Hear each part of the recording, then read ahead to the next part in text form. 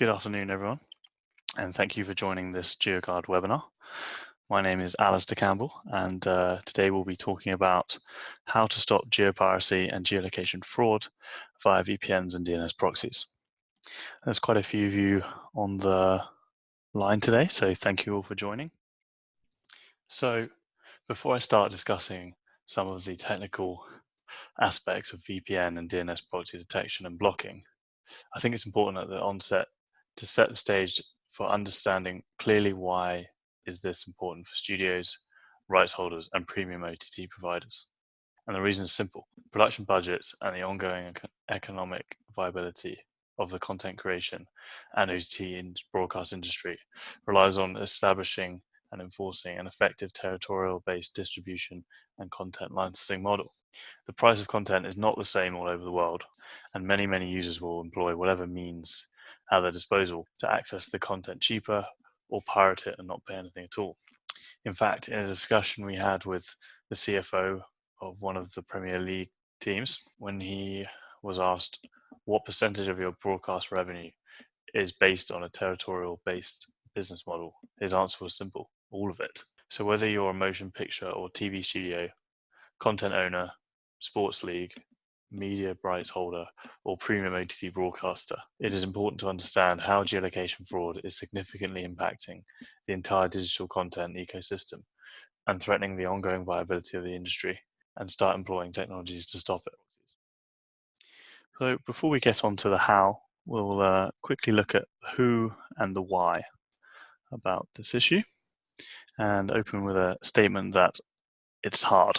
So when you just have IP data to go on, as we'll see, there are many ways that an internet user can spoof their location, and the companies that provide these services work very hard to ensure that that service is maintained. So it's an ongoing fight that we are in.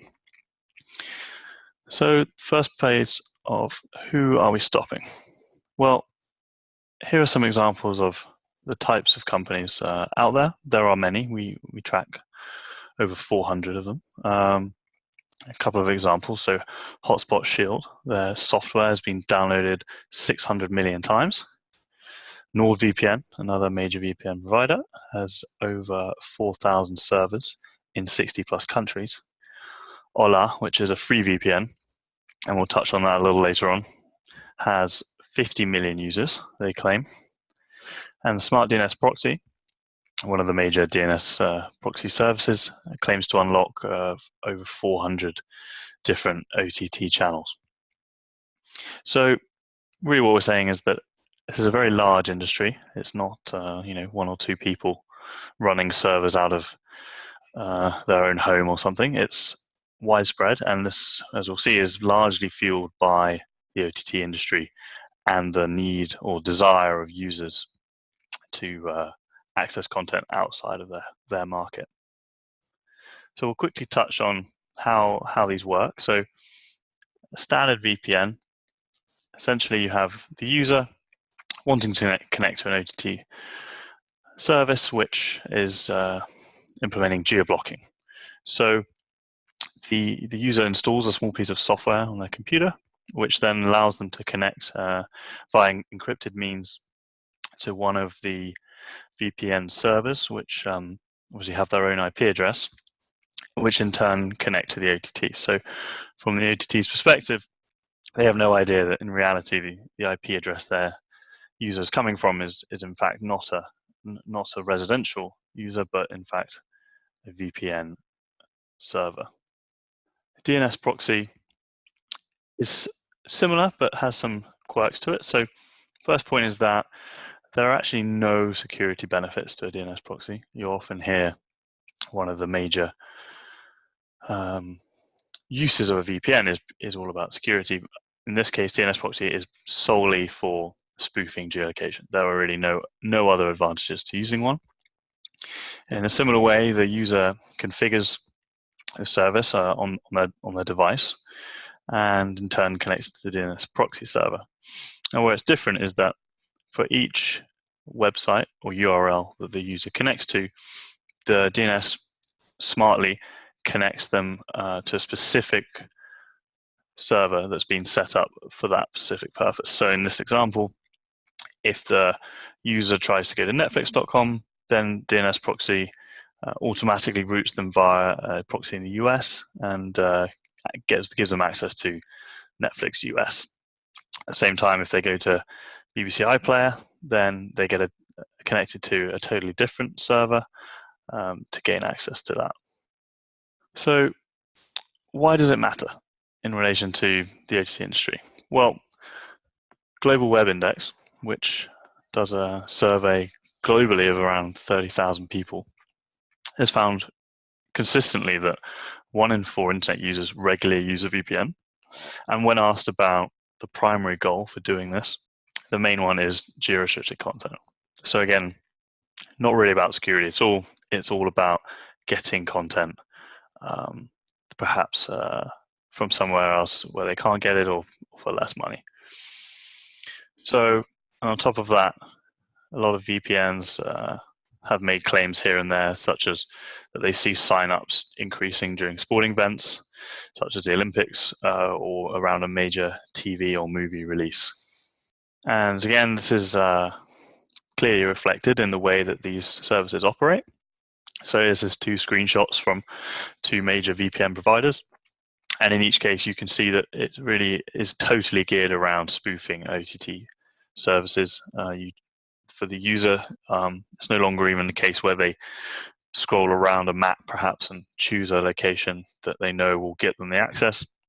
It's set up even more simply where the user just clicks on the service they want and the VPN does the legwork behind the scenes to allow them to connect to the service they want. Now, as many people have probably seen these types of slides in the past, but this just drives home, I guess, how important the OTT is and certainly soon will be to the wider media industry. So this year is actually where there's a tipping point. So over half of revenues generated in the industry coming from online. Value remains highly location focused. So particularly for likes of sports rights, rights holders can generate often up to 70% of their revenue from their domestic market, so maybe 1 or 2 parts of the world. And thirdly, subscriptions are becoming increasingly important. Advertising as a revenue stream is diminishing. So again, it's really important that broadcasters get the exclusivity that they've paid for.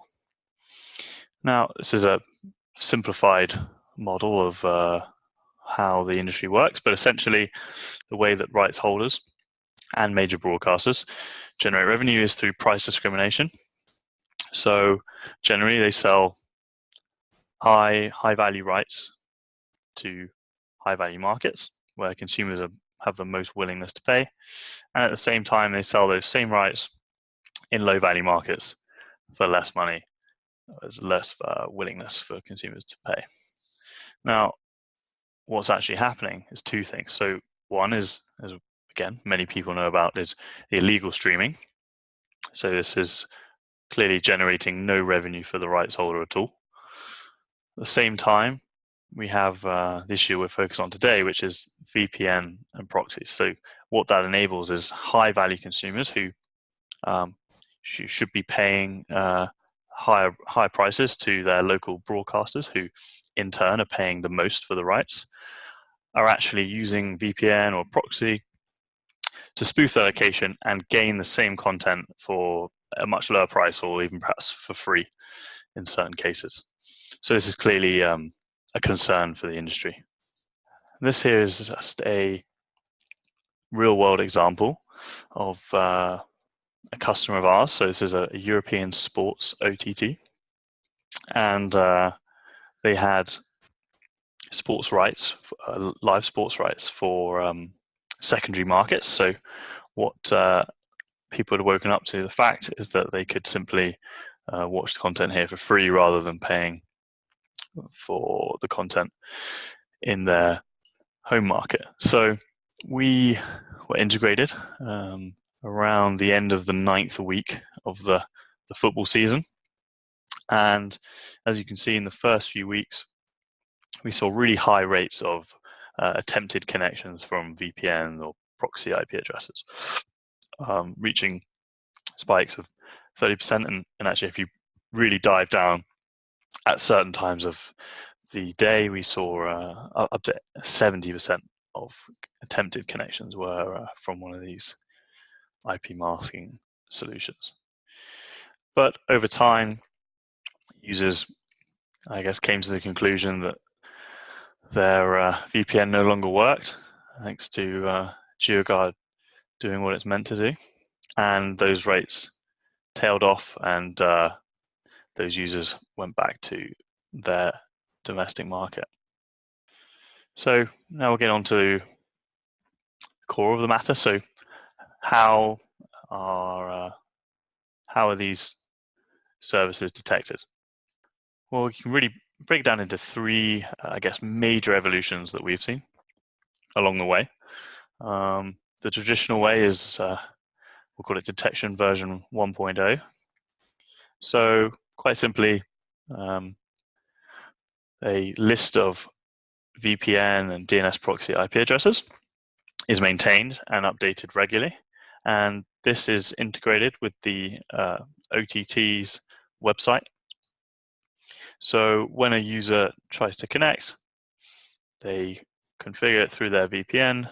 The VPN then in turn routes onto the OTT, and the database is queried, and the IP is flagged as a VPN, and simply the access is denied, and an error message would be displayed.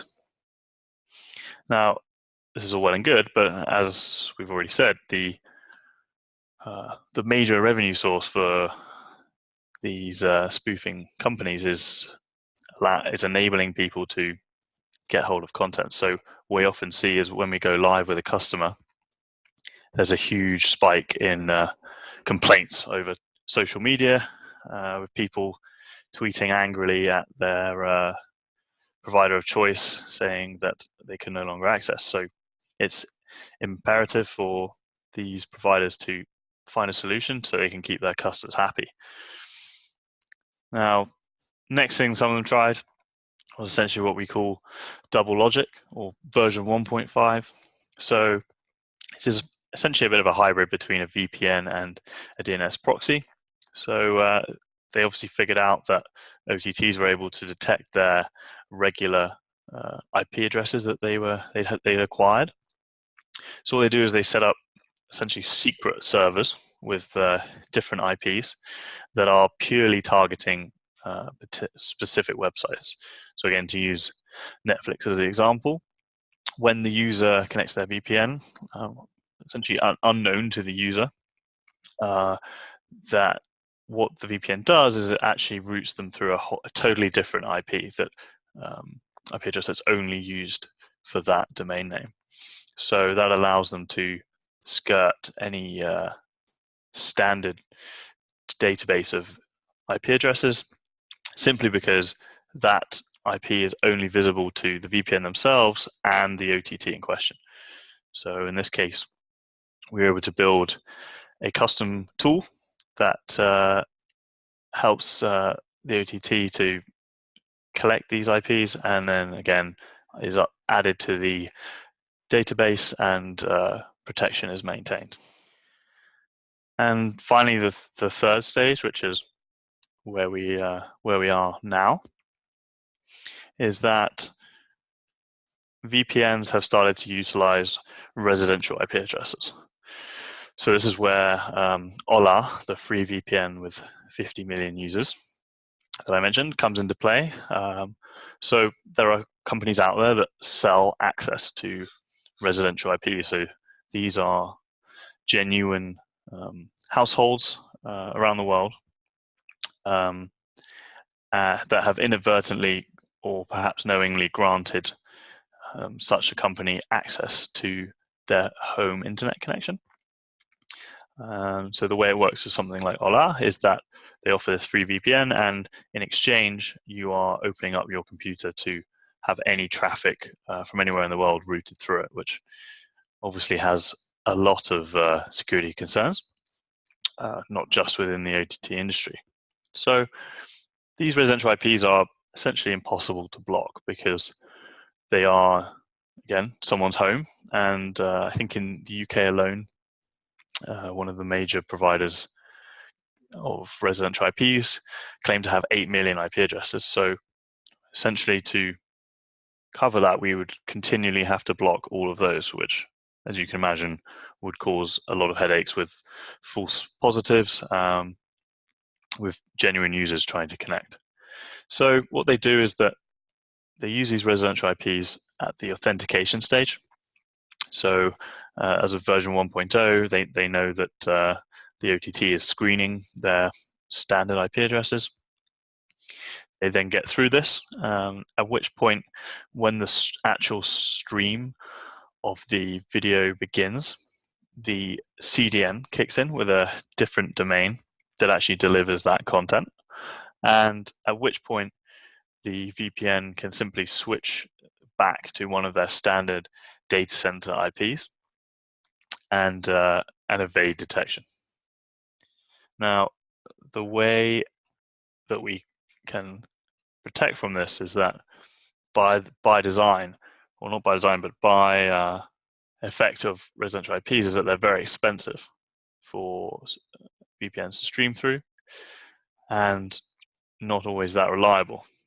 So they are forced to switch back once the high bandwidth of the video begins to their standard IP addresses. At which point, we are now integrated at the CDN level, but with the likes of Akamai and a few more in the works. And so even those sneaky VPNs that get through the standard authentication, when the stream starts, we screen again, detect those data center IPs, and deny access to the content.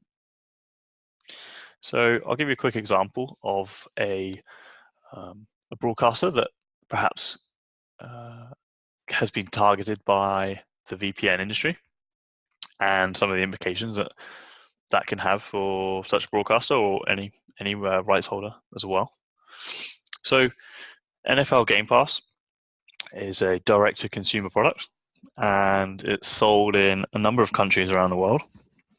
And as with the nature of a lot of sports rights and content in general, this is highly valued in the US and generally considered less valued elsewhere in the world. As a case, they charge different prices in different markets. Now, it didn't take long for, you see on the right here, some screenshots of people on social media, and we see this all the time, begin to realize, hey, if you switch on a VPN and set to a different location, you get access to those different prices and also more content as well. And you can see a particular one, Zach Evans there is willing actually to pay someone to help him do this. And Hotspot Shield, one of the providers we profiled at the beginning, was happy to jump on and try and drive him towards signing up for their service. This is echoed elsewhere on the web, so across a lot of forums, you get people sharing detailed information on how to get the best deal and how to use a VPN to do this, etc.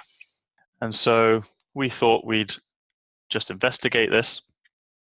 The cost in the US is $100, and that comes with some sort of limitations to the content. And as you can see around the world, the pricing ranges quite a bit. Cheapest in India is 40% cheaper than that.